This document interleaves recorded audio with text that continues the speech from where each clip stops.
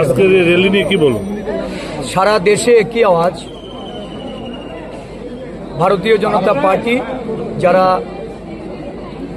দিল্লিতে ক্ষমতাসীন, আজকে ক্ষমতাসীন দল ভারতের নির্বাচন কমিশনকে কাজে লাগিয়ে দেশের এবং রাজ্যের নির্বাচনগুলিতে কারচুপির মাধ্যমে ক্ষমতায় আসীন হচ্ছে।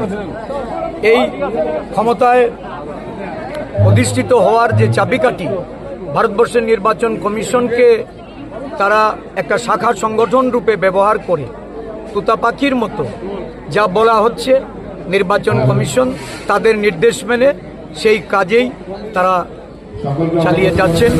এবং দেখা যাচ্ছে আমাদের রাজ্যেও ধীরে ধীরে এসআইআর স্পেশাল ইন্টেন্সিভ রিভিশন, যেটা বিহারে চলছে, পশ্চিমবঙ্গ, আসাম এবং আমাদের রাজ্য, এই রাজ্যগুলিতেও এসআইআর এটা ইলেকশন অফিসের পক্ষ থেকে গ্রহণ করার যে চেষ্টা, এই চেষ্টা মূলত শাসক দলকে সুযোগ করে দেওয়ার।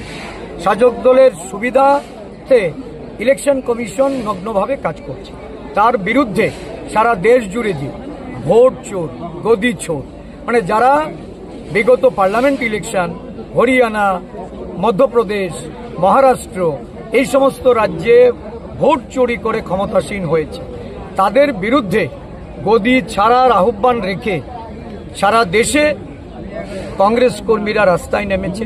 আমাদের রাজ্যেও আমরা আজকে জেলায় জেলায় কর্মসূচির মাধ্যমে যেমন আমরা এই বিষয়গুলি জেলা সাধারণ নাগরিকদের কাছে পৌঁছানোর চেষ্টা করছি, রাজ্যভিত্তিক কর্মসূচির মাধ্যমে সারা রাজ্যের নেতা কর্মীদের এবং শুভবুদ্ধি সম্পন্ন গণতন্ত্রপ্রিয় মানুষের সমর্থন নিয়ে আজকে আমরা রাজ্যভিত্তিক এই কেন্দ্রীয় জমায়েত আমরা শুরু করছি।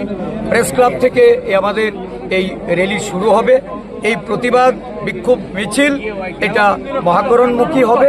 আমরা যেখানেই আমাদেরকে বাধা দেওয়া হবে সেখানেই আমাদের এই কর্মসূচি চলবে। বিহারে কংগ্রেসের উপর হামলা হয়েছে, কংগ্রেসের পার্টি অফিসে, দেখুন এটা সারা দেশের চিত্র।